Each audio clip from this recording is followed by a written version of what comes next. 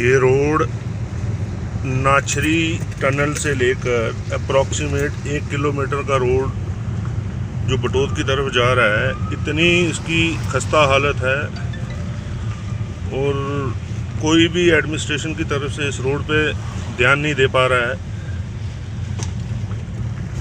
और यहाँ पे गाड़ियों का चैम्बर वगैरह भी नीचे 1-2 बार लग चुके हैं, तो लिहाजा इसकी तरफ तवज्जो दी जाए। आवाम बहुत परेशान है, बहुत बड़े खड्डे हैं, पानी भरा हुआ है। कल बारिश हुई है, बर्फ़ पड़ी थी, उसके बाद ये रोड की हालत है।